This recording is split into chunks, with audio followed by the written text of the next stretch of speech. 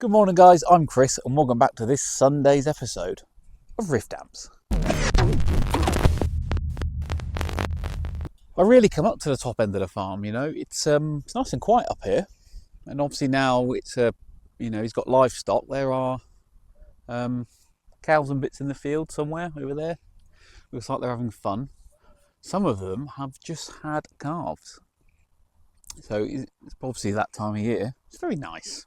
Very nice indeed. Nice to come out on your lunch break, have a wander round, get out in the sun, you know, switch off for a bit. But yeah, it's quite nice up here. It's all right. Haven't done an update on the Watkins Scout. It's all done or back together, or at least it was yesterday. First of all, here's the bag of all the victims. Nearly every single cap was leaking. All these old Hunts caps, and all of these resistors were either out of spec or just incredibly noisy. So it's had quite a bit of work. Bench tested the thing. It ran beautifully, both channels sounding great. I mean, this channel here, the microphone channel, so much gain on tap. It's got that, it's got an amazing sound. I've also added, he wanted us, hopefully you can see in there, just up there, an external speaker socket, and what that does is 16 ohms.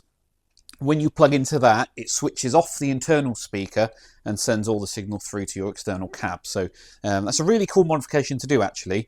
It already had the hole there. It had an old socket in there, which I presume had been wired up for something or other, probably a tremolo foot switch or whatnot, but that's now been repurposed with a new switching jack.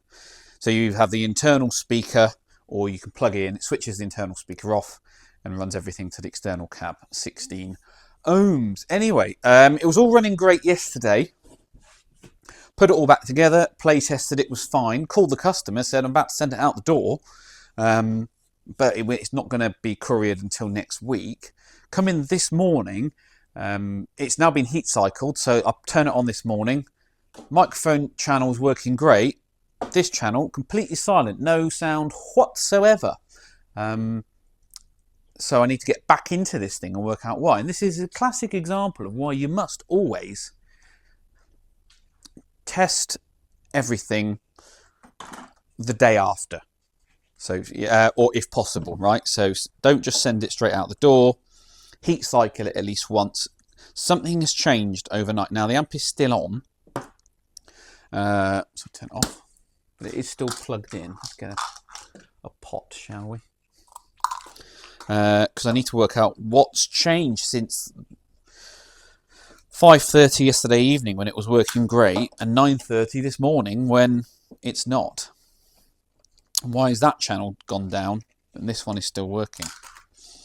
The mystery continues. So we'll get this thing back apart. Have a good look inside, and you can work out, or you can work out, I can work out what's going on with it. But I will tell you now, this is, for a 14 watt amp, this thing has got some guts, I tell you, even with a small 10-inch speaker, which is getting a bit tired, by the way. So having the extension socket on the back does feel like a good modification, so you know he can run it with external cab and not continue to wear that the internal speaker out too much. Whoops. Come on, let's get this back panel off. I have absolutely no idea what would cause these two inputs to die, unless something is shorting somewhere.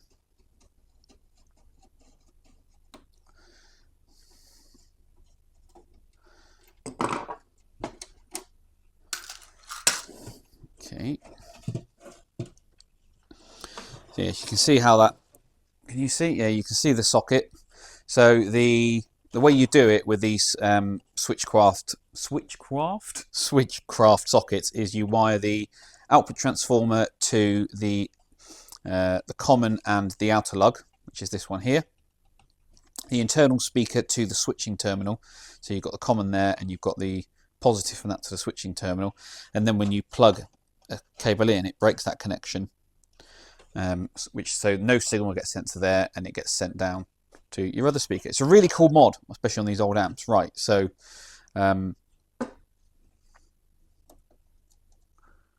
what's changed?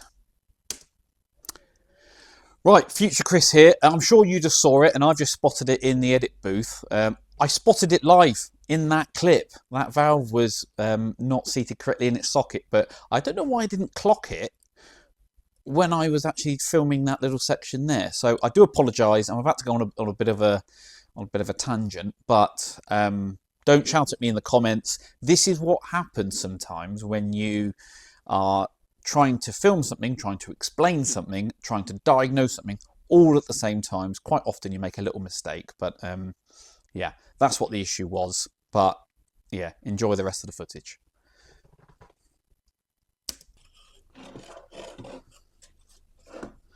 Problem with this all wired in now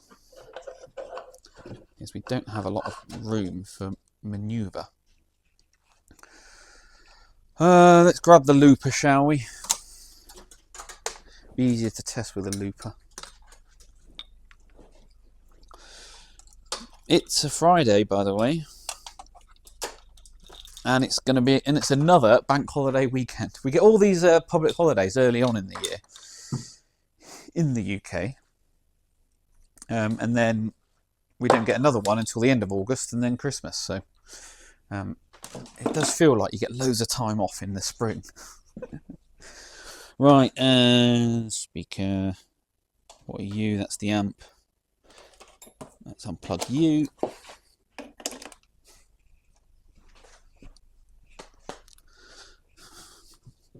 So this input, volume down. Let's get Ainsley going.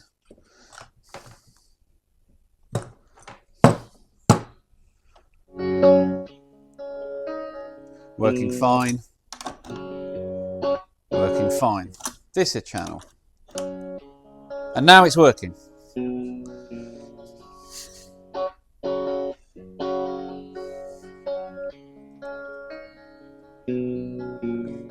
All I did was remove the back panel. Don't you love it? Don't you just love it? So, if I test my theory, put you back on, you're all like that. Oh look, so you have to be careful with the way that goes on. Okay. So if I just put... Sorry, I know this isn't that fascinating, but we're trying to learn something here. If I just put one... Where's the other one gone? Here it is. Two back in. And then one at the bottom. That should simulate what we're after.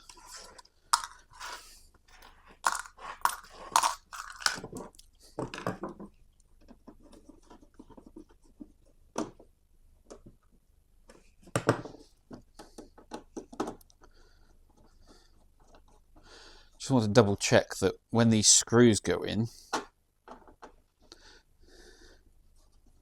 they're not pushing something into something else.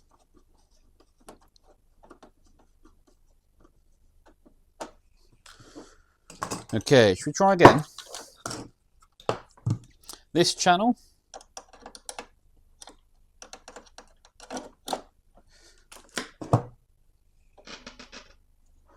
Oh, that's not in. Works fine. This channel works fine. Okay, no idea then. What's going on? I hate it when there's no reasonable explanation for why something's not working. So I'm going to keep soak testing this for a couple of hours. I'll cold cycle it again just to make sure there's no other issue. But I wonder if when I put that back panel on, I'd knocked one of the valves or something. Maybe that's the case. maybe. But we never assume. Anyway, the Watkins.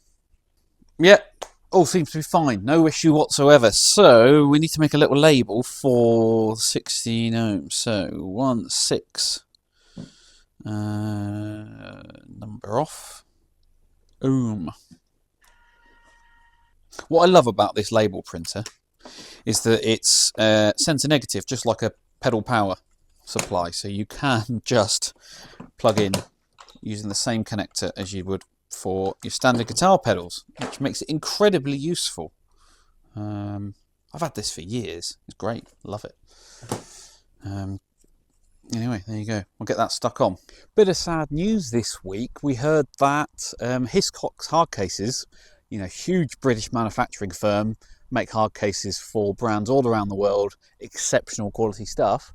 They're closing down. They've decided to not do it anymore, which is massive news. I mean, it's such a shame. Such a shame. I couldn't believe it when I saw it, that you know, they've decided to wind everything down. They've stopped taking orders. They haven't given a reason, or at least they haven't blamed anyone, so we don't think it's tariffs. We think that the owner, well, the rumours are that the owner has, rather than sell it as a going concern, has just decided to wind it down. He's probably approaching retirement age. He's been doing it for a long time, but it's, yeah, another British guitar institution. Hiscox cases are going, so who's going to fill in for them? Because, you know, as far as hard cases go, they were the best. It's such a shame, and it's just another one, another nail in the coffin. I think is that the guitar industry is really struggling. When a firm that size says no, I'm not doing it anymore, something's going on. So yeah, such a shame. Let me know your comments down below, your thoughts on the whole thing. Yeah, I don't know where it's going to go, but it's such a shame because Hiscox are great. I know they supply a lot of small guitar builders as well, because they do the, you know, the custom cases. You know, get your logo in there. So, and they look really good, and they're super sturdy, and everyone loves them. But maybe it's they just can't compete with the Far East. I don't know, but I was completely taken back when I found out that, you know, if they're not doing it anymore, wow, this is serious. So yeah, again, let me know your comments and thoughts down below. I've had one of those weeks this week where I've done loads of work, got so much done, but it feels like you've made no progress on anything. It's one of those, you get what I mean? You know, you've all had them where you haven't stopped all week. It's been little bits here and there, but you feel like, because you haven't got anything majorly done and dusted, it's all just, you know, tiny steps on a lot of different jobs. You get to the end of the week and you think, what have I achieved this week? It's bizarre. It's just, but you have done something. You just get that slightly deflated feeling where I should be further along than this, even though I have made progress.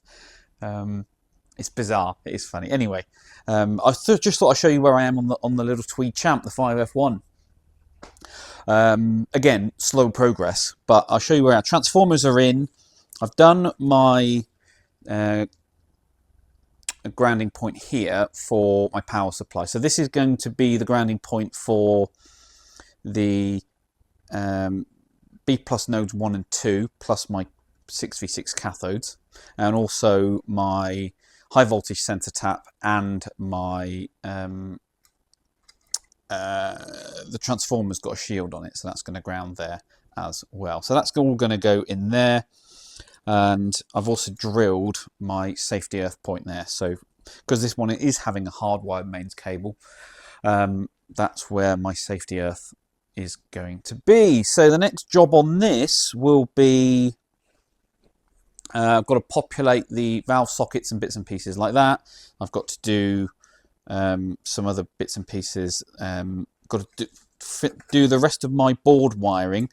Now, usually on an amp build, I've said this, I've explained this before, I normally get my front panel components in first, but because of the physical space inside a little 5F1 chassis, I actually do those after I've put the board in.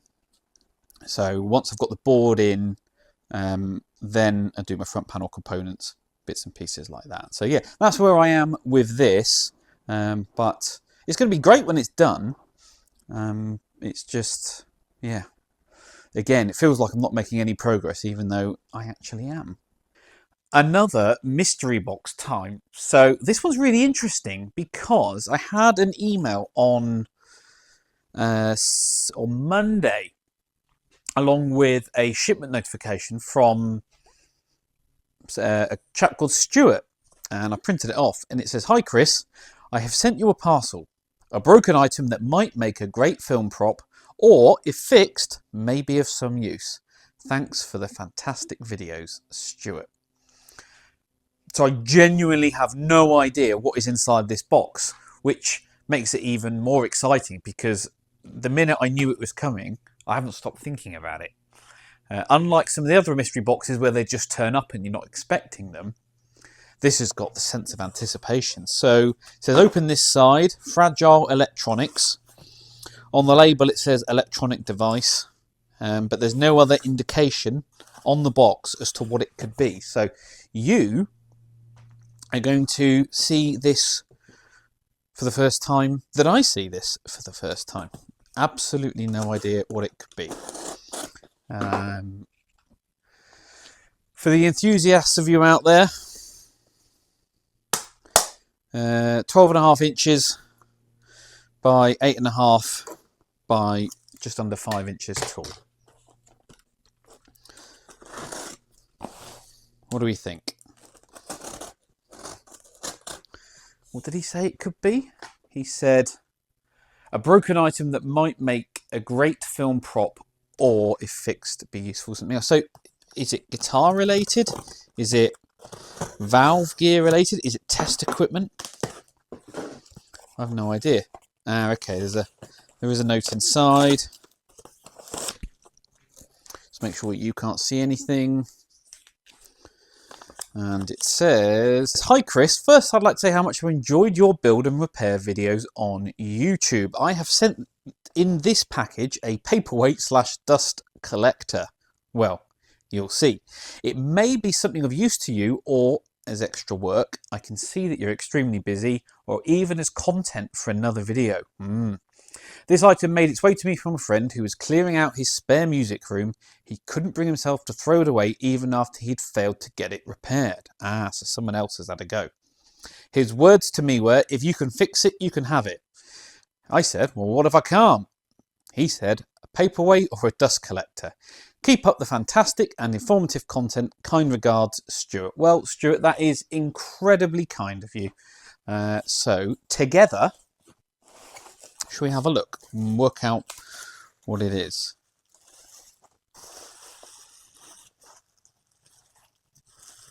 Oh, okay. What have we got here? Fly swatter? No, I'm joking. Looks like a microphone topper, doesn't it? Look at that. Cool, it's weighty. Okay, pop that to one side. On this side, we've got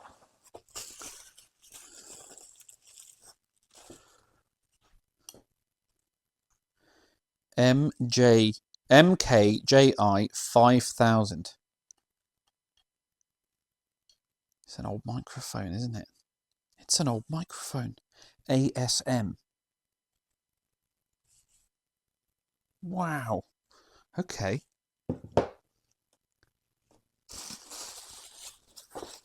What have we got in here?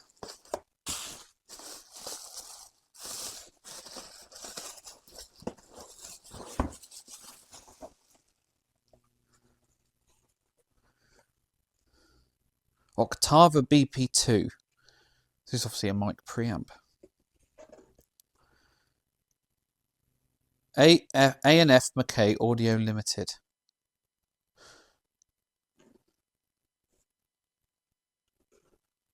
So is that the power supply for the mic? You have to forgive me, I'm not really familiar with these too much. We've got a valve shield. We've got a valve in a box, a 6AK5, also known as an EF95.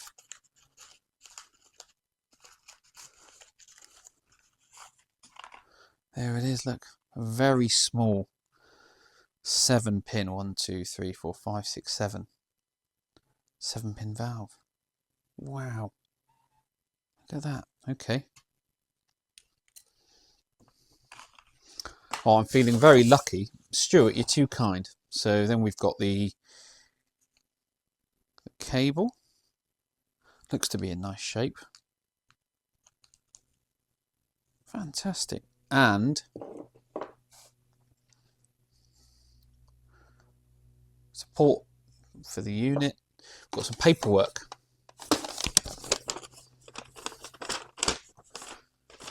So somebody's had a go at working out what's going on inside.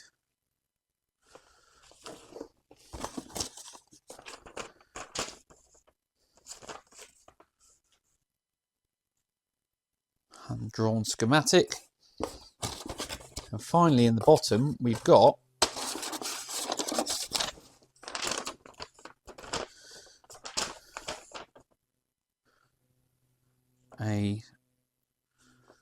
an example circuit for an EF95.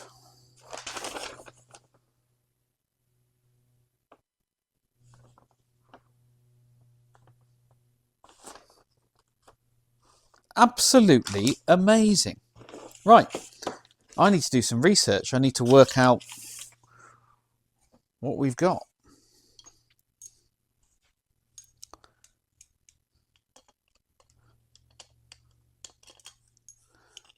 Does that attach one way or another? Oh, there's a locating pin, so it's going to have to go that way.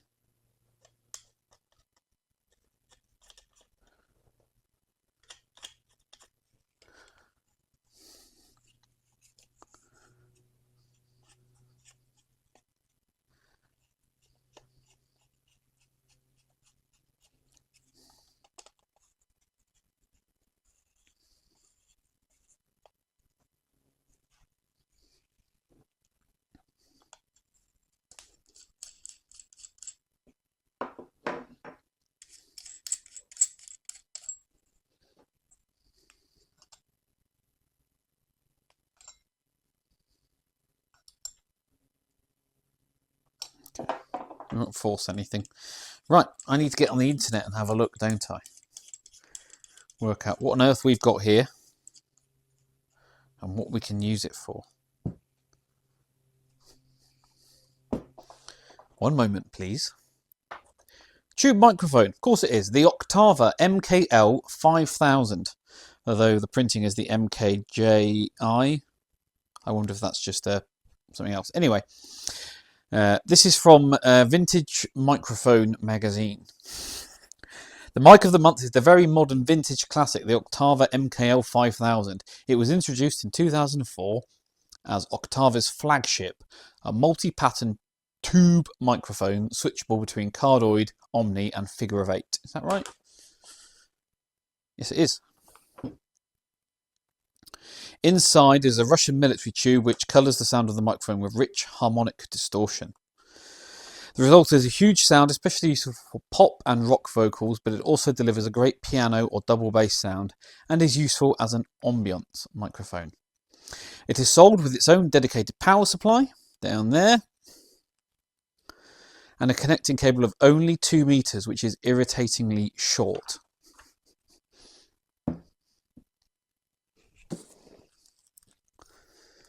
Yeah, it would be actually. Yeah, it's quite short. 2 meters. Okay, all right. Not many of these were sold in the West, even though the US company Electro-Harmonix sold it as well, branded as the Electro-Harmonix EHTM.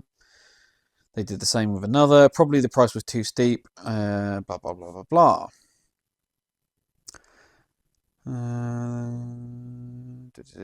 Blah, blah, blah. Explained, explained, explained. So, that's very kind, Stuart. That's amazing. But he says it doesn't work. And someone's had a go at fixing it. So I guess that's going to be a job for the future.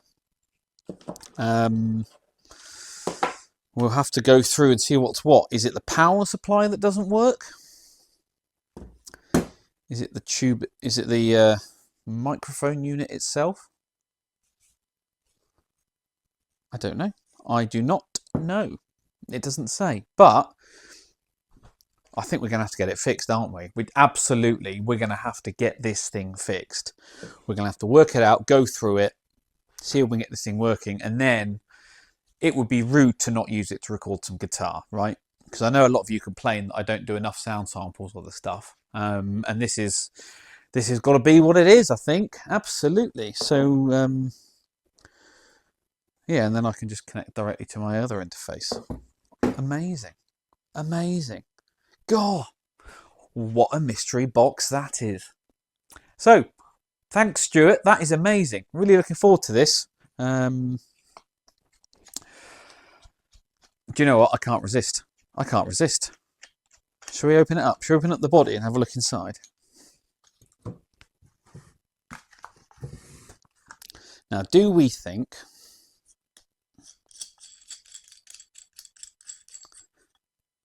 it's going to be the bottom side or the top side?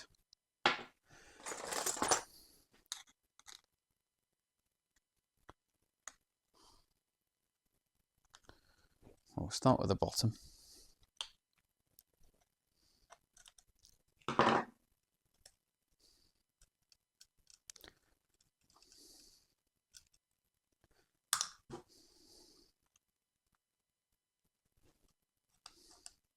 Yeah, someone's definitely been inside, because one of these was a lot looser than the other. What a gift. Top as well, maybe.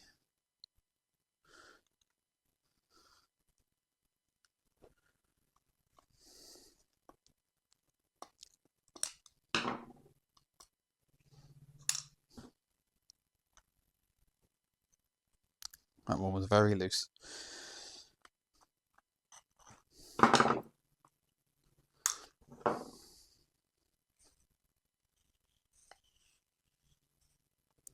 Does it unscrew? No, it pops off.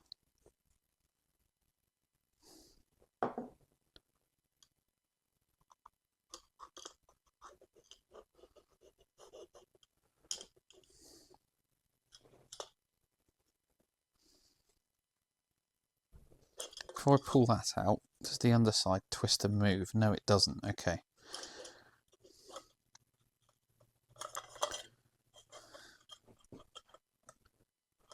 It's catching on something. Something's catching.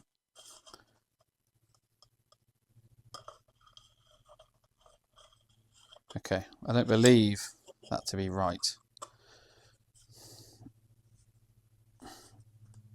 That doesn't want to come off. So what am I missing?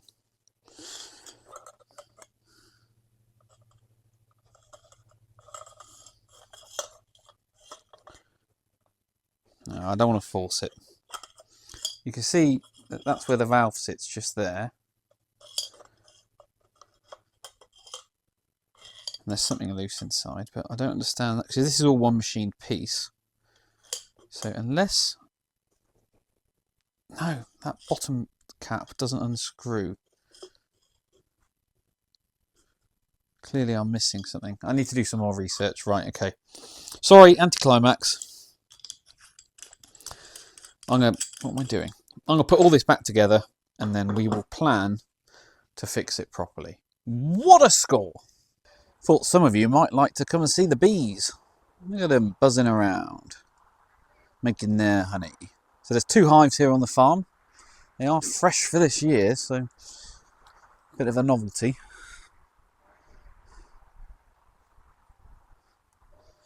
Don't want to get too close. There they are.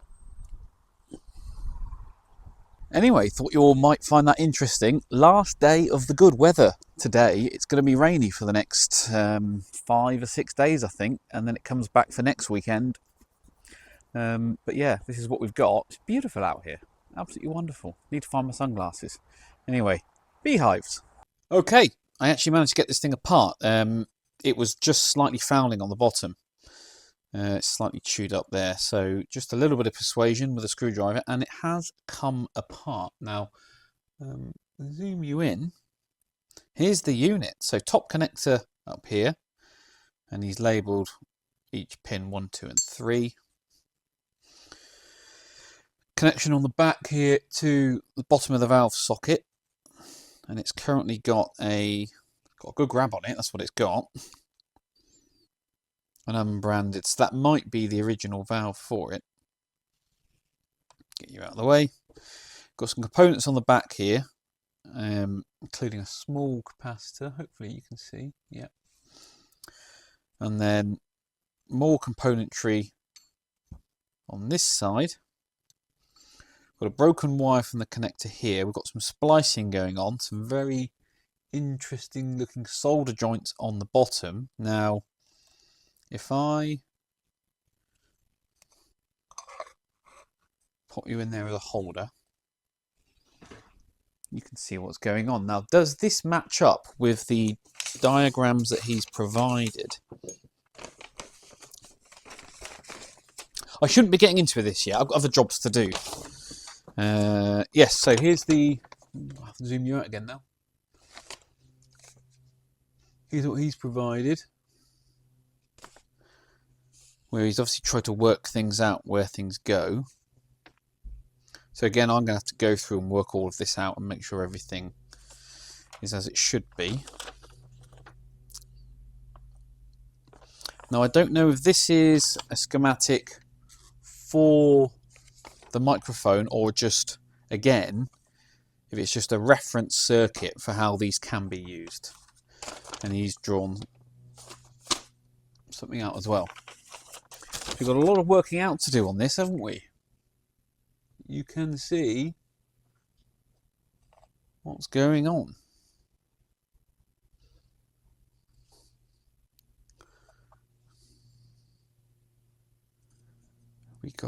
What we got going on? All sorts. So I'm going to have to take my time with this, I think. Slowly work it out, map it out myself. I'll have a look online to see if there is a schematic or something. But clearly this is the bit that is broken. Hopefully the power supply itself is okay.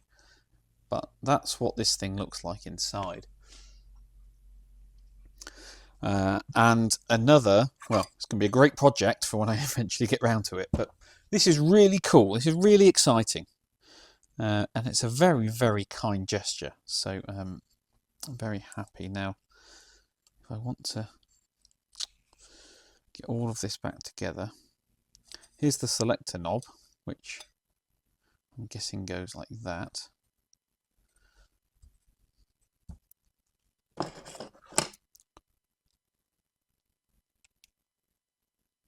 Oh, that grommet is snapped as well.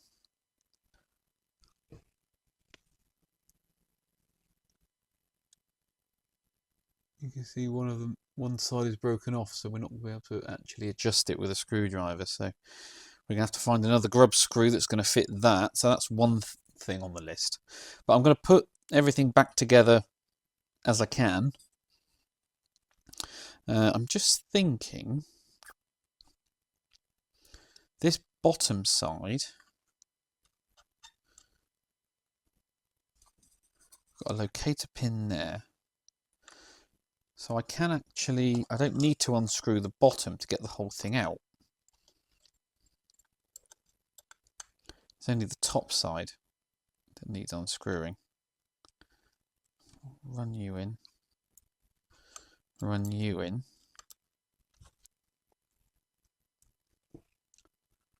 I keep doing this, I'm really sorry, I keep having a habit of not filming what I'm doing because I get the zoom level wrong. Because I'm looking with my eyes, I'm not looking through the camera, so I do apologise.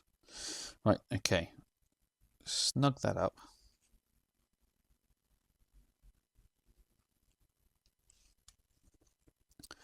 Okay, so this way. So So remember for next time, we don't need to take the, well, we do have to take the top off. We unscrew the top, but not the bottom. The bottom slides out as one unit. Oh, it's a snug fit. Not happy with that. What's going on there?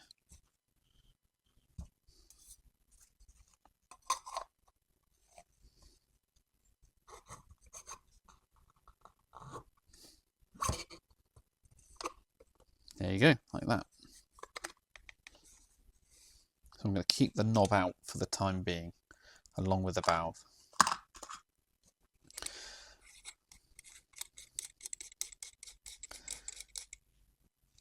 And then you can go on top. Line you up, shall we?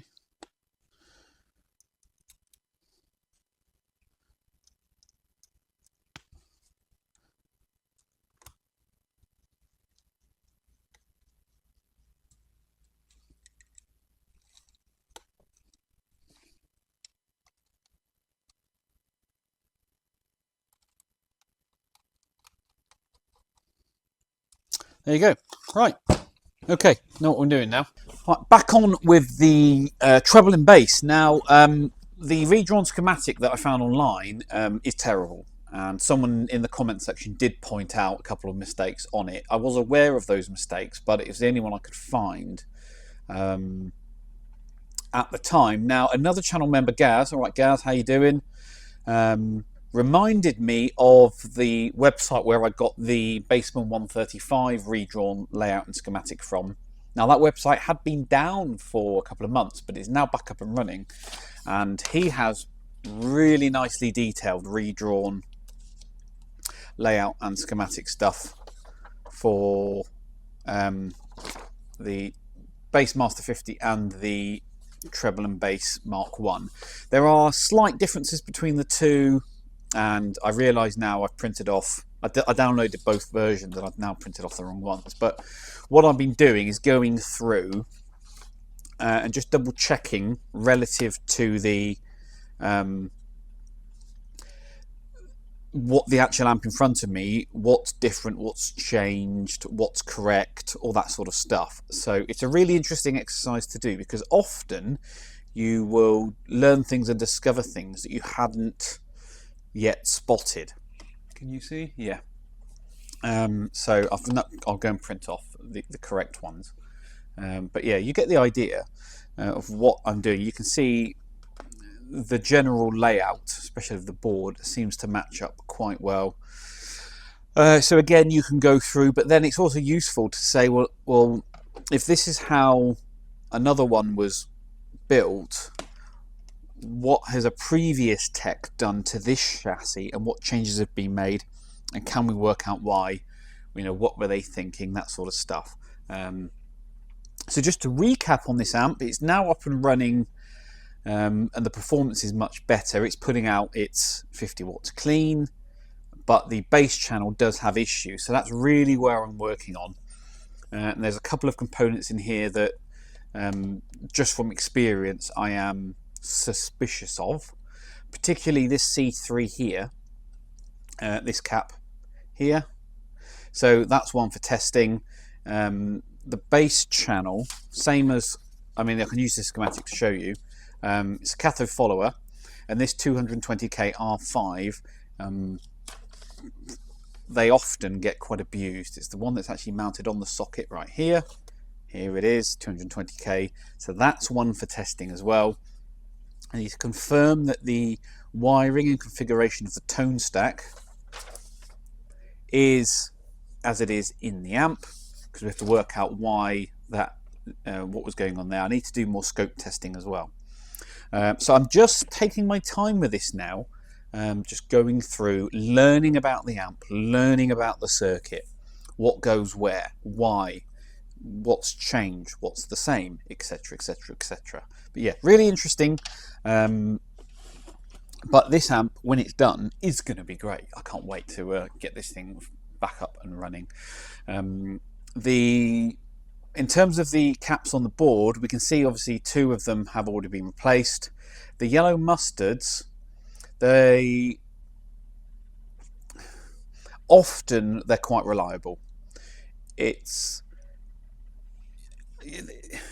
You tend not to have to change them out as often as other brands, in that so failures on them are less common. That's not to say they don't fail and you don't find leaky ones, but quite often you're more surprised than anything else when one is leaky. I think that's a fair way of putting it. The gold Weemers, I'm afraid, not to say they're unreliable, but you tend to find that they need replacing more than the mustards do. So again, that's another thing to check.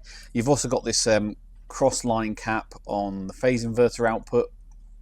Again, that one, it's under a lot of stress, a lot of strain, so that's one to test as well. But yeah, so that's what I'm doing, just going through it, seeing what I can learn, what I can work out, and see if we can get this amp running as sweet as possible. Well, that's it then, guys. Thank you very much for watching once again. As always, please give this video a thumbs up, or your comments and questions down below. Subscribe if you haven't already. If you're feeling super generous like these guys were, why not join the channel? And I will catch you all with the cows at the next one.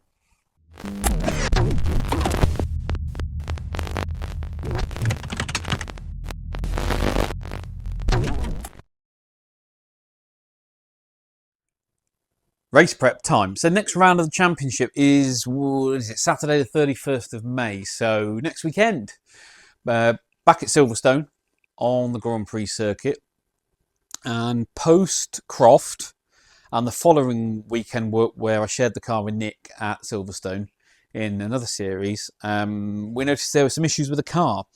Mainly that the alignment was out, so we took it back. I fitted some extended lower ball joints, just try and get a bit more camber out the front, because we've always struggled to get more than 3 degrees. And really, the tyres that we run, the Yokohama AO52s, they really want somewhere between 3 and 4. So we've managed to get 4 degrees on the front now and 3 on the rear, and that's perfect. I mean, that's bang on, exactly where he wants. I'm really happy with that. But when I was driving the car, I noticed that the car did feel a bit weird. Now, part of that was down to Nick had overheated the tyres. That's fine, you know, that happens. But there was also something weird going on. And we've discovered that we destroyed 2 wheel bearings. Now, the car has only just had, or just before the season started, all 4 wheel bearings done. And so, but it's not unusual for them to fail. I mean, this is motorsport. They do get abused. All of the circuits we race at in the UK are clockwise. So the left-hand side wheels are the ones that are always clobbering curbs, you know, entry and exit curbs, that kind of thing. So they do get abused. And especially the front left is the one that pretty much always fails first. So I always do both fronts every year, and then the rears I'll do them probably every 2 years as required. Wheel bearings are cheap, right? They're cheap, and with race cars, because you've always got all the bolts out, nothing is ever rusted in place. It's always easy to remove and do. And the way, because there's no you know, like road safety requirements for how things are done, you can often set the or configure everything so it's easily replaced, right? So yeah, I've got to do a new front wheel bearing. Well, actually that's a lie. I've got to do 2 wheel bearings. I've got to do basically on the car, both left side wheel bearings failed or have failed. So this is the front wheel bearing. It's part of the hub itself. So you then have the brake disc on there and then the wheel itself. But you can see the bearing is integral to this part here, so it's in the middle. And this is the front knuckle from the car, or this is a spare I've got. And this is obviously this front spindle. That sits on there like that. Hub nut on, torqued to a very high figure. It's 210 Newton meters, then staked in place as well. But you can see how that works. That's what that looks like. Now, to do that on the car, wheel off, undo the brake mounting bracket, 2 40mm nuts, and then you take the whole assembly off. Then you get to this, unstake the nut, big old breaker bar, you get the hub nut off, pull the whole thing off, swap a new one on.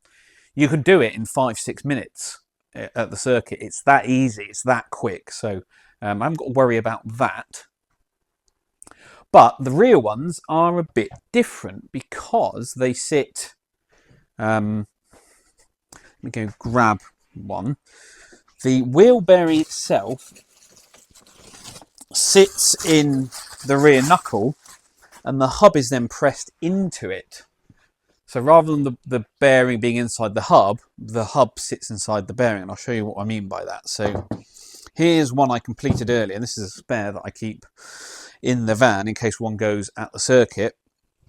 You've got the wheel bearing inside the hub, and you have to press it in, and then you've got the hub itself which presses on or presses in, and the drive shaft then attaches through that, and your hub nut attaches to the drive shaft. So that's that, but this is the wrong side. And I didn't have the other side ready to go. So that's what we're going to do today. So here is one freshly powder coated. So we need to get the wheel bearing, which is currently in the freezer, to help it shrink down. And then, so we're going to press that in. And then we're going to press inside that a new rear hub. All right, so you can kind of see how that works. So bearing in there, make sure it's fully seated, and then that gets pressed inside that, and then that'll end up like the other one. Then I can get that on the car as well. So should we start to make some progress? So I just need to make sure the inside of here is properly clean, free of any debris and grease, because it is an interference fit, which is why you have to press it in. And so the reason I've got the bearing in the freezer is because that will shrink it slightly to help it go in, and then obviously when it warms up it's going to expand and lock itself into place. So but I'm just going to bit of Scotch-Brite, clean around the inside, make sure it's all good, and the face at the bottom there, I have to make sure there's absolutely nothing there whatsoever, because if the bearing doesn't go down completely flush, then it will wear out prematurely.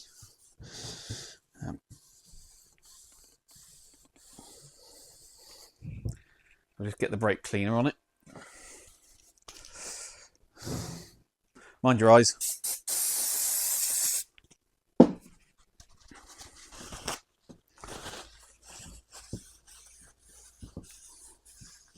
See how dirty it is. So we'll get that done. Make sure that's all good. Now, some people like to press bearings in dry. I always like to use a little bit of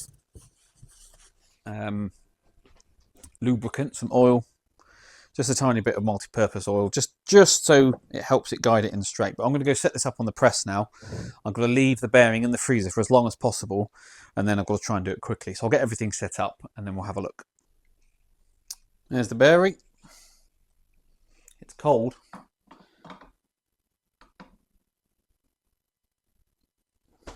Get that in there. We'll find the right size.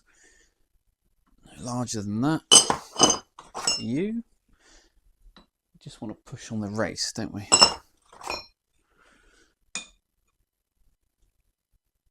Slightly smaller than that. That one. That's it.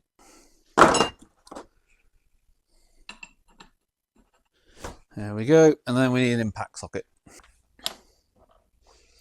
Right, so let's try and line this up. Okay, we're getting there now. Right.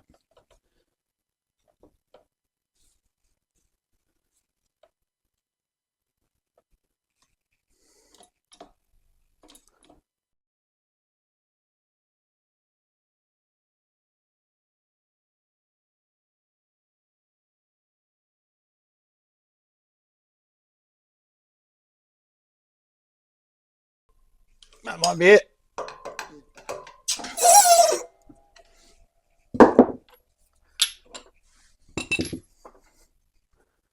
Yep, that looks fully seated down the bottom. and it rotates. So, get you back on there.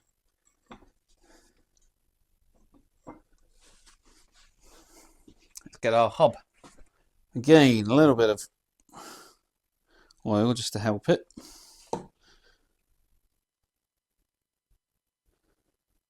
Like that.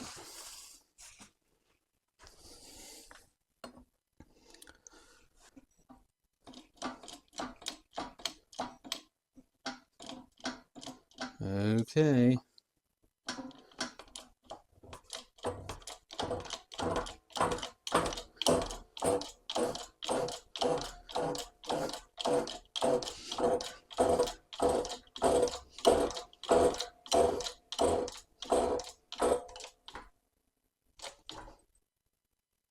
That feels like it's seated.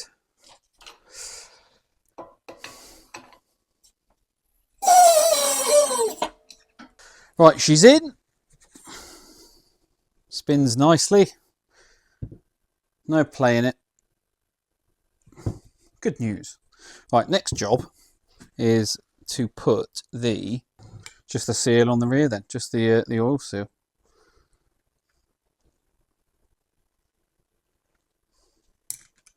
That way.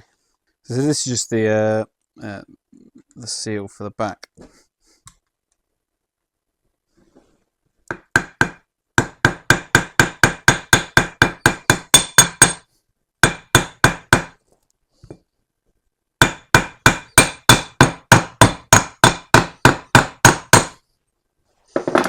You've seated nearly.